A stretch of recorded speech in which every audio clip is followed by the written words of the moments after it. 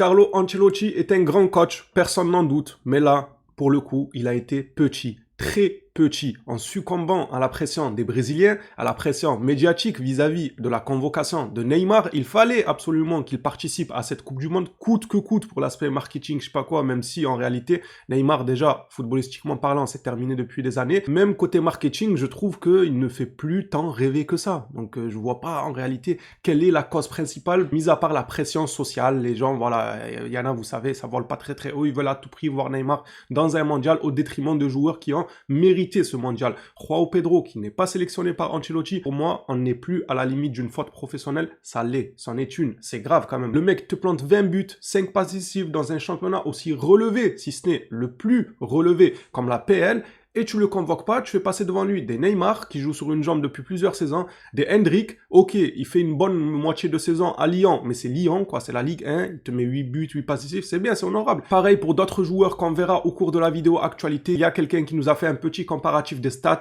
ce qui a été fait au cours de la saison entre Joao Pedro et les autres Brésiliens qui, eux, ont été sélectionnés. C'est un scandale. Tout d'abord, salut à tous les Blaugrana, j'espère que tout va bien de votre côté. Vous l'aurez compris, on se retrouve pour une petite vidéo actualité avec un coup de gueule sur la non-convocation de Joao Pedro ou encore peut-être une compréhension sur la non-convocation de Rooney. Certains accusaient le staff, Flick, oui, il manque de temps de jeu, mais c'est un crack, c'est pas normal, c'est méchant et tout. Apparemment, la décision vient du staff suédois lui-même, qui voit quelques problèmes avec Rooney. Bref, j'en dis pas plus. On rentre dans le vif du sujet, on parle de Cancelo, de Fermin, Lamine Yamal, Joao Pedro, Lautaro Martinez, Bastoni. On en a des informations aujourd'hui. On n'oublie pas le like, le petit abonnement et on se plonge dans l'actu du jour. Commençons par Fermin Lopez. Le joueur est extrêmement frustré et dans un mauvais état psychologique et a décidé de s'isoler pendant quelques jours avant l'opération. C'est très frustrant. S'il y a bien un joueur qui ne méritait pas ça, c'est Fermin. Le mec, c'est un battant, c'est un guerrier sur le terrain, il se donne toujours à fond. Ça se voit qu'il rêvait, comme tant d'autres joueurs finalement,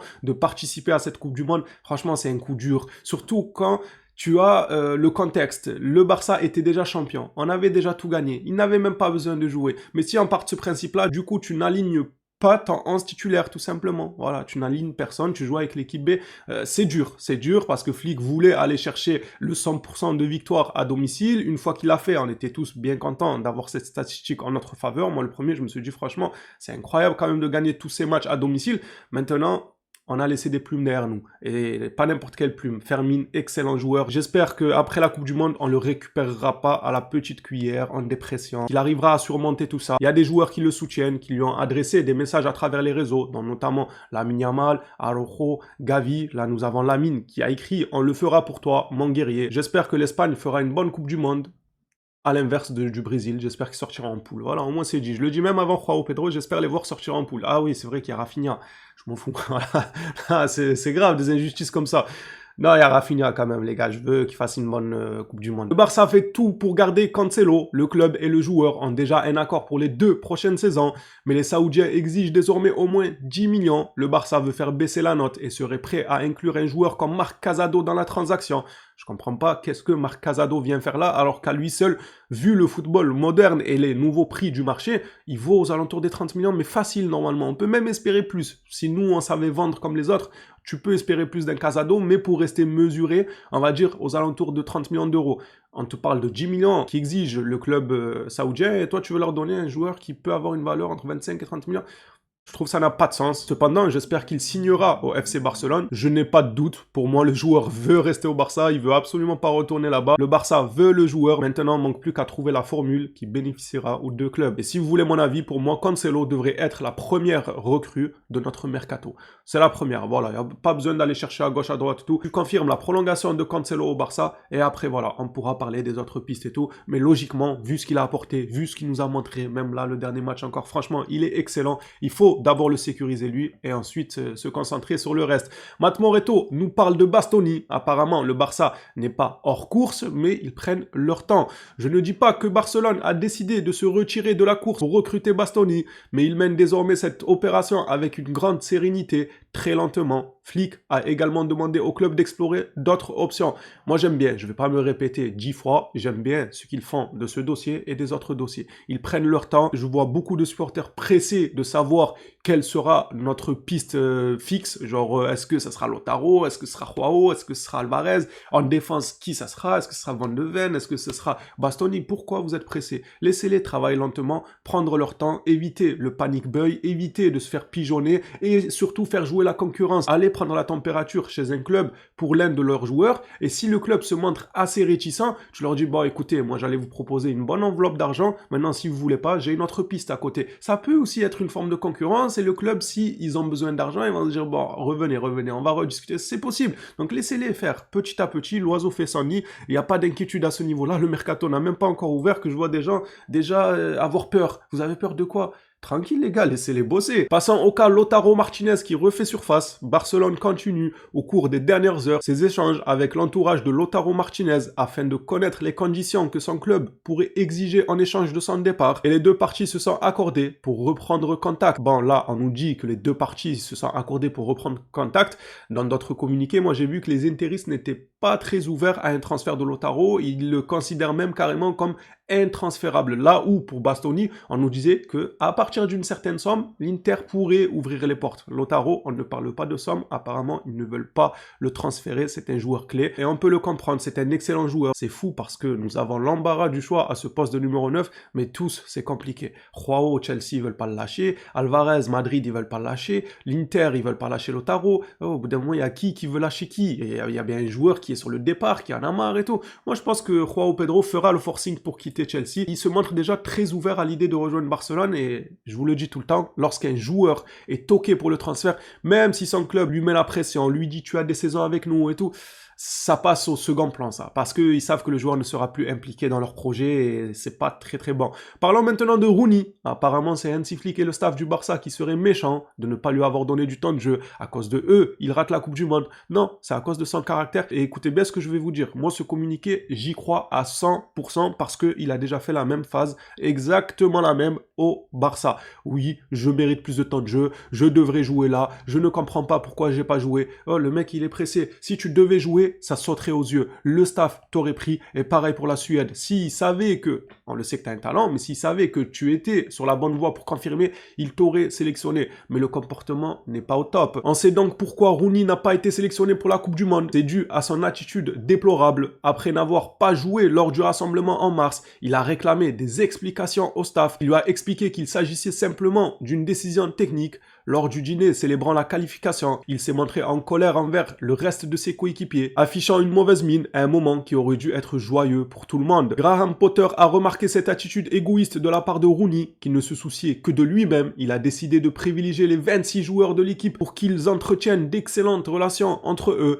Potter estime que même si Rooney était l'un de leurs meilleurs joueurs, il ne devrait pas participer à la Coupe du Monde avec une telle attitude et ne l'a donc pas convoqué. Alors, ce qu'ils accusaient à tort notre staff, est-ce que c'est à cause de notre staff qu'il ne va pas au mondial? Non, je vous ai dit. Est-ce que c'est aussi à cause de notre staff qui n'a finalement pas tant que ça de minutes de temps de jeu? Non, si tu étais un joueur impliqué à fond, ça se verrait aux entraînements, ça se verrait lorsqu'on t'accorde du temps de jeu et on te ferait confiance petit à petit, on serait prêt à bousiller notre tactique de base pour t'inclure. Si c'était un joueur world class, Flick allait tout bonnement modifier tout son schéma tactique s'il faut pour le faire jouer. Mais ce n'est pas encore le cas. Voilà, il faut qu'il comprenne qu'il doit y aller petit à petit. Le mec, il demande déjà des comptes au Barça. Première saison, il vient au lieu de se faire petit, bosser, montrer qu'il a envie. Il n'y a pas de souci si je joue pas beaucoup. Je vais vous montrer que je peux atteindre ce stade-là où vous allez me faire confiance et me donner beaucoup de temps de jeu.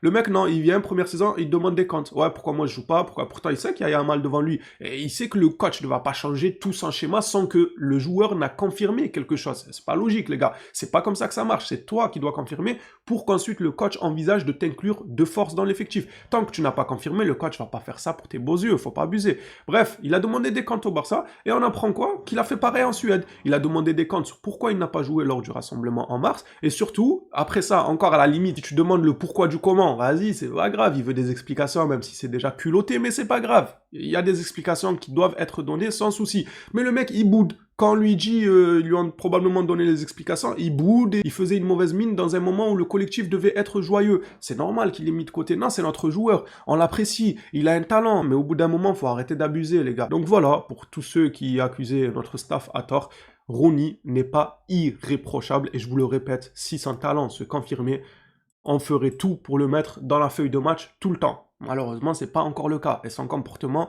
n'arrange pas les choses. Tu rates une Coupe du Monde parce que tu as boudé lors du rassemblement de mars. C'est fou quand même, faut le faire. Parlons maintenant de João Pedro. Le joueur est conscient de l'intérêt du Barça depuis la semaine dernière. Les discussions avec son agent se poursuivent au Brésil, tandis que des sources à Londres démentent toute rencontre directe malgré des contacts maintenus. Chelsea devrait compliquer les négociations, mais João est désireux de rejoindre le Barça. L'opération est active et la stratégie est déjà définie. La stratégie, c'est que le joueur pousse un peu le bouchon, les gars. Ils ont demandé tout simplement à João de leur mettre la pression pour un départ et c'est malheureusement le seul chemin que peut emprunter Barcelone pour s'attacher les services du Brésilien. Je ne vois pas un autre chemin. Chelsea récemment l'a mis en couverture de tous leurs réseaux sociaux. Ils l'ont élu meilleur joueur de leur effectif. Je ne pense pas qu'ils veulent le lâcher, surtout avec le nouveau projet, du nouveau coach et tout. C'est un joueur à en devenir, il a des qualités, il a un talent aussi très très intéressant. Il n'y a rien qui fait que Chelsea pourrait être ouvert à une vente de João Pedro. Ils n'ont pas non plus forcément besoin d'argent et puis même s'ils avaient besoin d'argent, ils ont tellement de joueurs dans l'effectif à liquider avant des joueurs élus comme étant le meilleur de ton effectif et c'est logique. Mais si le joueur part au clash avec le club, ils seront obligés de considérer l'offre de Barcelone. S'il leur fait comprendre que, écoutez, moi je veux jouer uniquement pour le Barça, la saison prochaine, je veux porter le maillot de Barcelone, ça va être compliqué pour eux de le retenir. C'est soit ils rentrent dans un combat d'ego et ils le retiennent de force, quitte à le mettre sur le banc ou dans les tribunes ou que sais-je, soit ils se résignent à se dire, bon, il va pas s'impliquer à fond dans le nouveau projet de Xavi Alonso, il va être tête en l'air, il va être dans son coin, il va ruminer le fait qu'on a fait capoter son transfert à Barcelone et tout. Bref, en gros, ils se la jouent mature, compréhensif et se disent, ok, on va écouter les désirs de notre joueur, il nous a rendu service, il a été élu meilleur de notre collectif, mais s'il a envie d'aller ailleurs, on va entendre ça et maintenant exiger une certaine somme d'argent. C'est selon moi le seul chemin par lequel le Barça peut passer, même s'il est malheureux, il est triste, tout ce que vous voulez, mais c'est comme ça, c'est le business, les gars. João Pedro a réagi à sa non-sélection. Regardez juste cette déclaration-là comparée à Rooney, qui demande des comptes au staff du Barça pourquoi il joue pas, il demande des comptes au staff de la Suède pourquoi il joue pas, sans même se demander à lui-même. Genre, il s'est pas dit, tiens, je vais aller devant le miroir, je vais me demander à moi-même pourquoi je joue pas. Est-ce qu'il y a une raison? Le mec ne se remet pas en question. Il remet tout le monde autour de lui en question sauf lui. C'est beau, ça. Regardez juste ce que c'est la classe. João Pedro, qui n'est pas convoqué, alors que il avait toutes les raisons du monde pour être convoqué. Il y a des joueurs qui sont convoqués avant lui qui ne méritent pas autant que lui. Le mec, il joue avec Chelsea, il finit meilleur joueur de son équipe et tout, et il n'est pas convoqué. Et regardez juste sa réponse. Cette réponse-là, mettez-la à côté du comportement de Rooney. Voilà, qui le mec n'est pas titulaire, il ne joue pas, il vient en mars, il boude, il fait la gueule parce qu'il joue pas, il demande des explications, et après il s'étend de ne pas être convoqué.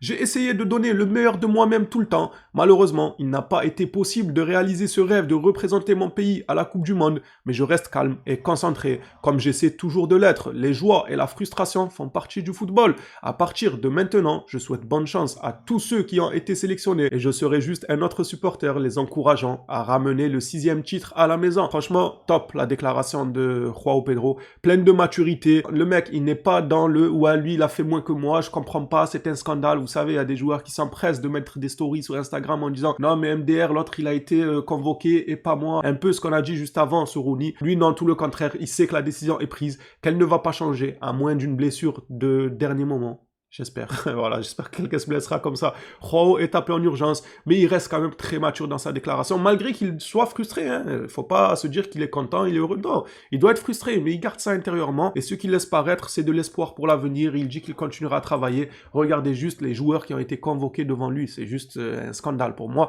Ancelotti, là, pour le coup, faute professionnelle flagrante. C'est incompréhensible. On ne peut pas le défendre. On a Cunha qui a mis 9 buts et 2 passes décisives. Hendrick, 8 buts et 8 passes décisives. À Lyon, en Ligue 1, s'il vous plaît. Hein. Et il a été jarté du Real Madrid parce qu'il ne jouait pas et tout. Attention, il est très bon, Hendrick. Hein. Pour moi, c'est un attaquant d'avenir. J'aime beaucoup les qualités qu'il a, mais quand même, tu fais une saison à Lyon, frère. Lyon, en Ligue 1, 8 buts, 8 passes décisives. Martinelli, 11 buts, 6 passes décisives.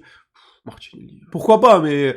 Luis Enrique, 5 buts, 3 passes décisives. Neymar, 6 buts, 4 passes décisives. Ryan, 5 buts et 2 passes. Ryan, frère. Oh, Ryan, ils ont convoqué. Ryan, les gars, le petit Ryan, là, le voisin. Genre, Ryan, ils ont convoqué. Et João Pedro, lui, 20 buts, 5 passes décisives. Dans ce qui est vraisemblablement le meilleur championnat du foot.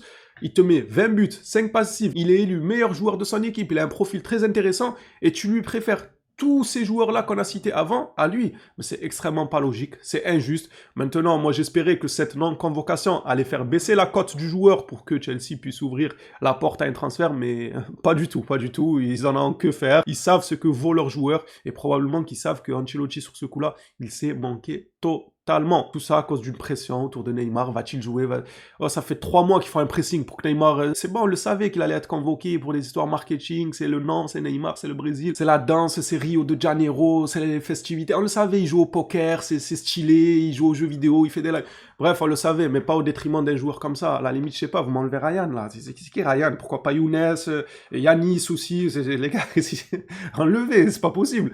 Bref, ça sera tout pour cette vidéo. Actualité les Blaugrana. Hâte de vous lire dans l'espace commentaire. C'est à votre tour de jouer. Donnez-moi votre avis. Qu'est-ce que vous en avez pensé de la non-convocation de João Pedro? Êtes-vous toujours OK pour qu'il rejoigne le Barça, malgré que ce dernier n'est pas un international brésilien? Il ne participera pas à la Coupe du Monde. Si vous n'êtes pas OK, qui voyez-vous au poste de numéro 9? Lautaro, est-ce que ça vous fait plaisir que le club renoue les liens avec l'Inter à son sujet ou d'autres numéros 9? Je vous laisse la parole dans l'espace commentaire. Merci à tous. On s'attrape à la prochaine vidéo sur le Barça. D'ici là, prenez soin de vous les phénomènes.